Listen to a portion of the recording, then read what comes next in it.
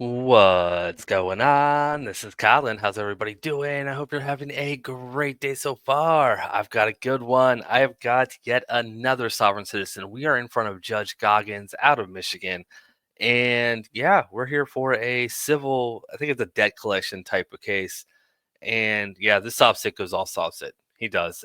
He makes a couple comments that I haven't heard in a while, which is great. And yeah, let's just get into it.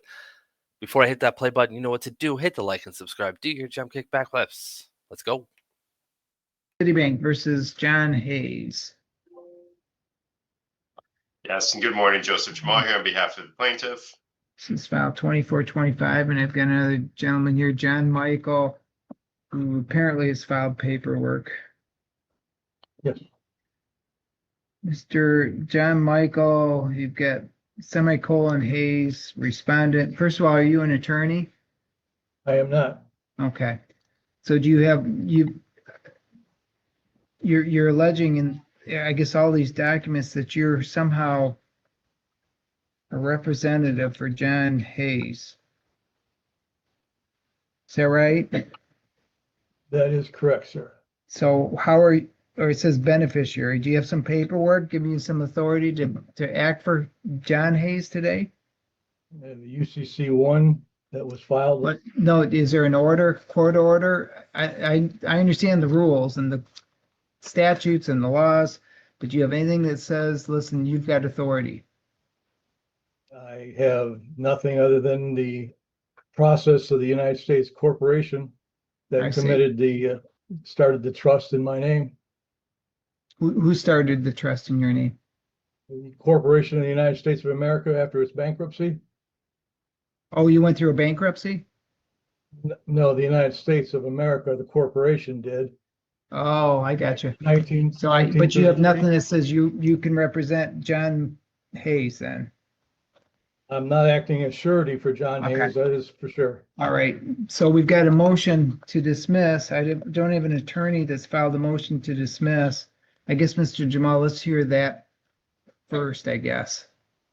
Your Honor, I guess my understanding, you said motion to dismiss. Is that for plaintiff's motion for summary Yeah. judgment you're referencing? Well, you've got your summary disposition motion that's out, but he's got also, it looks like his motion to dismiss, defendant's motion to dismiss. That's one I think is probably easier to deal with first.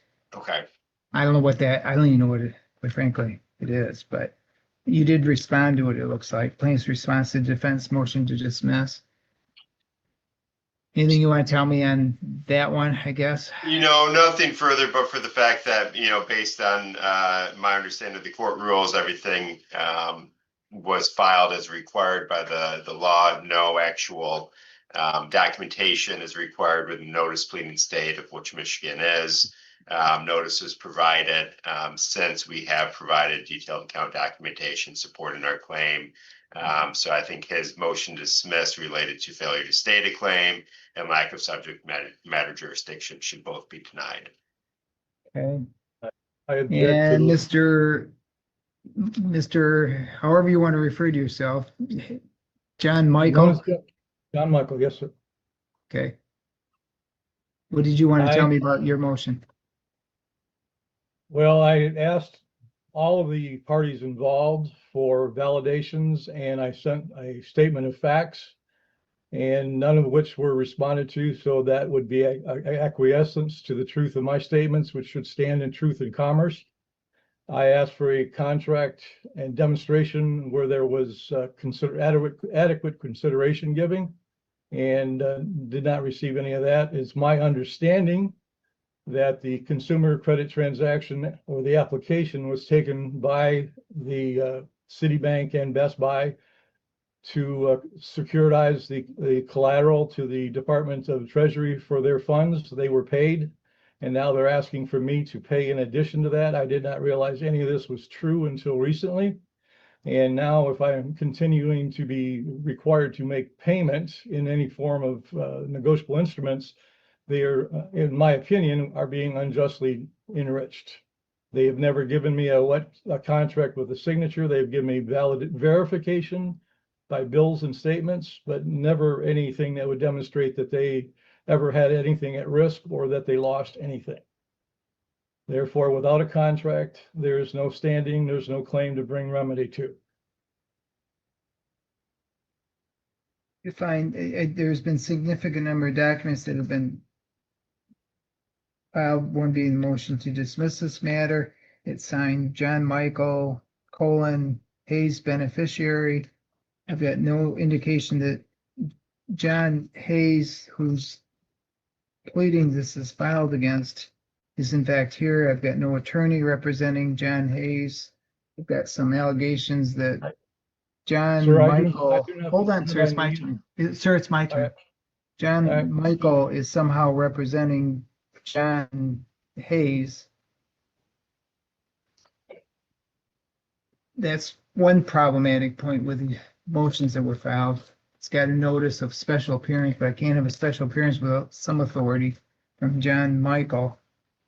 I did get a chance to review nonetheless all the documentations with regard to the motion to dismiss. I reviewed plaintiff's response to that defense motion to dismiss. I do find there's a significant amount of documents that have been attached regarding this account that's alleged to have not been paid. It's a credit card account of some sort. All of the addresses match up to the same John Hayes at the same address, 5141 Flagler Street, Flint, Michigan, 48532. Statements were going to that address. I see the card or the account was used on that occasion. So throughout the documents that have been supplied, I also find that there were some payments made on that account as well. Therefore, based upon all of the evidence at this point, based upon this motion to dismiss, that motion is denied. And now we're on plaintiff's motion for summary disposition based on MCR 2.116. Is it a C9, C10? I guess I gotta look. C9, C10 motion.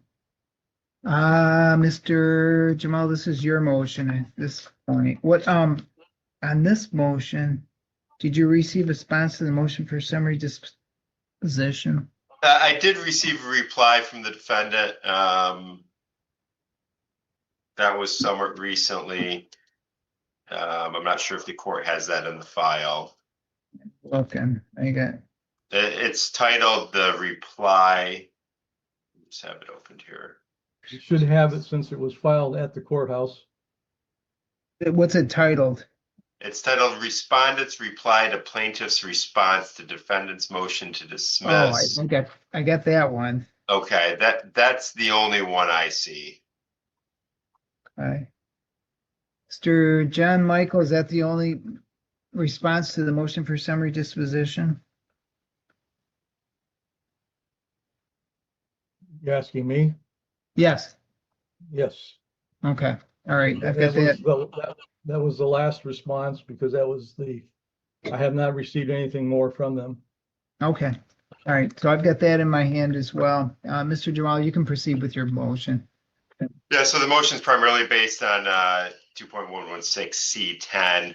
Included with our motion for summary, we've provided detailed account statements that breaks out the usage of the account from a zero balance to the balance we're seeking in our complaint. We show not only usage, but also payment made towards the account. Those statements were sent to the address we currently, I believe, service was made to defendant at. Given those facts, we are seeking a motion for summary be granted in the amount as requested. And I would just indicate too, defendant has referenced seeking a wedding signature, additional contract terms, etc. However, usage of an account constitutes agreement for liability on that account. These statements specifically indicate that this account was sent and used without objection by defendant, and therefore liability should exist. Okay. And the amount, it looks like just on the. Yep, he's hitting all the sovcit lines. We got a wedding signature, talking about the corporation, the United States going bankrupt, everything. This is good. He's however he signed his name, he's checking off all the boxes. I don't want the court cost, but it looks like the damages for the card, the count itself is 2,349.65. Is that the right amount? That is correct, yes. Yeah. All right. And that should be supported by the last statement we have included in our packet. Also has a balance of $2,349.65. So let's see that here.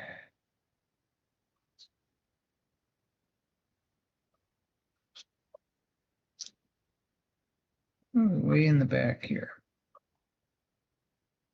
The payment due date on that statement is February 17, 2025. Oh, thank you, Jamal. I was just looking for the last. Here it is. Yeah, I'm sorry, February 17th, 2025. That's the last one I'm seeing. Yeah. Okay. Mr. John Michael, any response? Well, actually, kind of my paperwork should stand on its own. There was billing statements are self-generated and lack foundation and are inadmissible as live testimony and of custodian with a personal and no one of personal knowledge under MRE 8036. Prior payments do not establish a contract liability. My my realization of the fact that the Citibank, Best Buy, and or the law firm have provided any adequate compensation to complete the contract, and nor did they express the fact that they were changing my standing from the creditor because it was my credit worthiness that created the substance for the loan. They were paid. That was basically conversion from me from the creditor to the debtor. Under trust law, it converts my standing from the beneficiary to the trustee.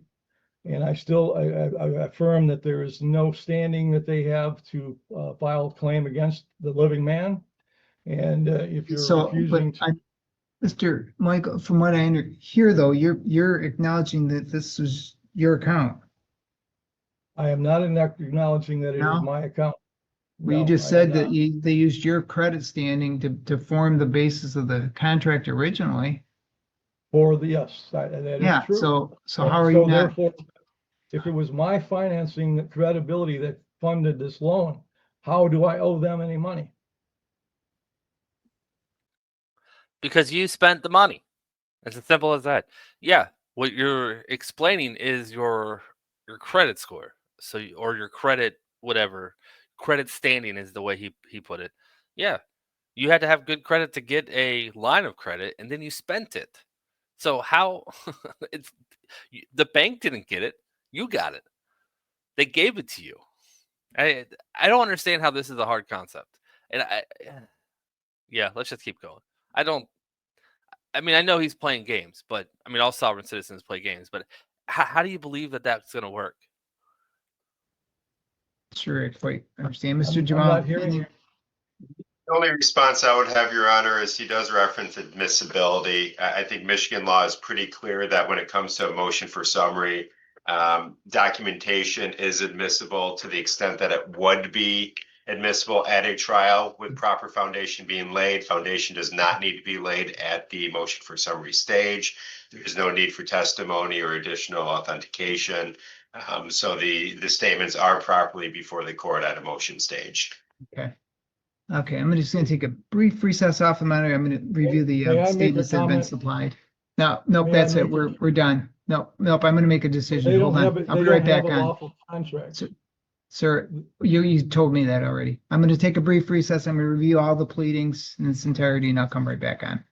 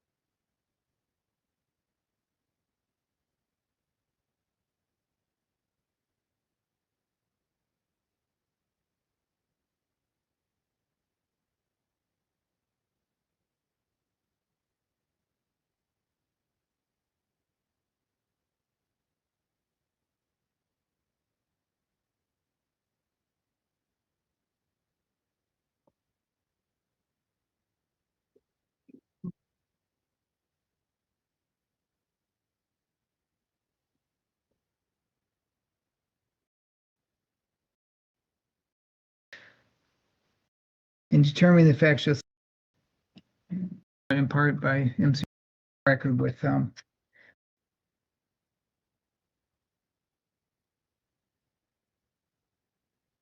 okay, we can come back on the record with Citibank versus John Hayes.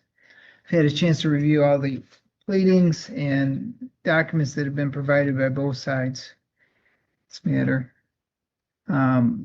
This is a motion brought in part by MCR 2.116C10.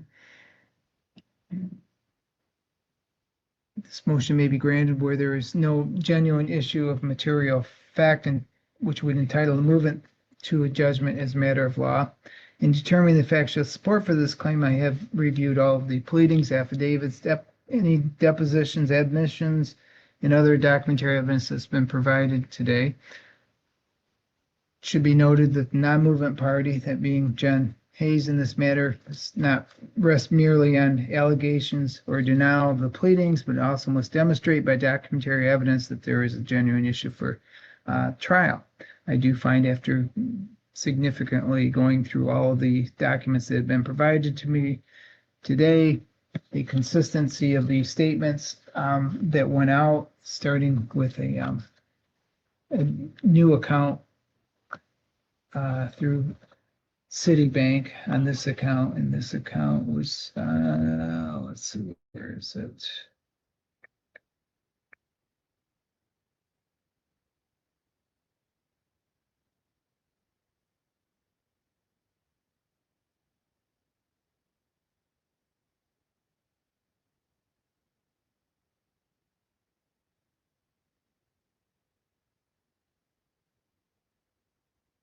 Card ending in 8271, John Hayes. You find that there was this card was used over a significant period of time. There was also payments made over a period of time. The address was sent, all of these documents were sent to, these statements were sent to John Hayes at 5141 Flagler Street, Flint, Michigan, 48532. Do find it's consistent with what's been complained of, the amount owing. The final statement that has been complained of today, February 17th, 2025, shows a balance owing of $2,349.65.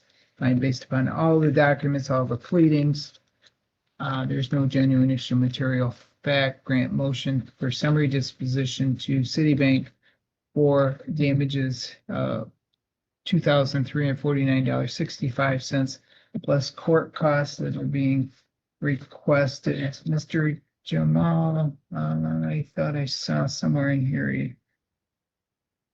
There was a proposed judgment submitted with the motion. Okay. Just gotta find it.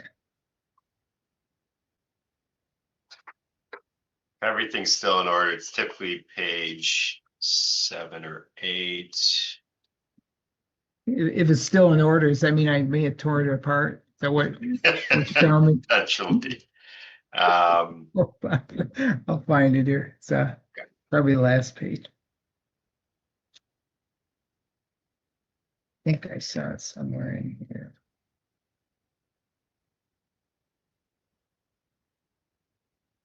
And military affidavit. I got everything here. It's typically right after the military F. Yeah. See, for some reason, we get all these statements that are attached too. As usual, I can find it right off the bat. And you know, this is one of those ones that I can.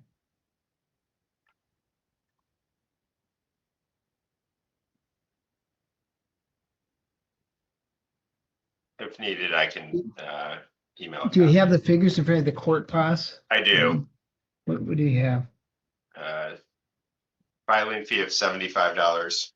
Okay. Motion fee of $20. Okay. Service fee of $58.68. 68. Total is $153.68. Add that to the damages amount referenced, and total balance is $2,503.33. Okay. Oh, here, and when you know, I found it right at the end. There it is. I do have the proposed judgment showing the amount I asked for in damages originally, the total on February 17, 2,349.65, plus the court costs is just recited for a total of $2,503.33. Judgment for plaintiff in that amount based on summary disposition. MCR 2.116C10. I'll sign that proposed judgment and send both of you a copy. Okay? Thank you I all. object. All right. Good luck to both of you. I object, Your Honor. Okay. I'd like to make a comment that you're making a judgment based on no contract. All the 6 requirements of a contract were not met. I came Okay. to the realization that there was no consideration and no risk and not full disclosure. And you're Okay. still going to judge against that without a contract? I'm not taking questions, sir. You can put your statement on. Is there anything else?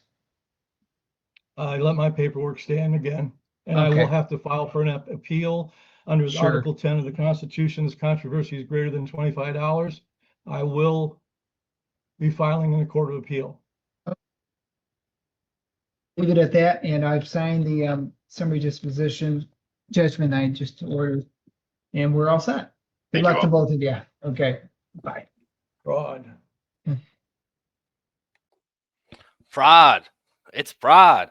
You had to get the last word in. It's over. You lost. Pay your bills. That's as easy as it is. Just pay your bills and you'll be fine.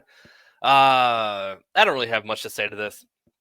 This was a little bit longer of a sovcit case, but you got to hear a lot of the script, which always is entertaining. Judge Goggins, one of the nicest judges ever. It's not mine. He's like, all right, yeah, okay, all right, let's keep going. Yep, appeal. Have fun. All right, you guys are awesome. Please hit that like button if you enjoyed it. That's it. That's all I got. Until next time, bye.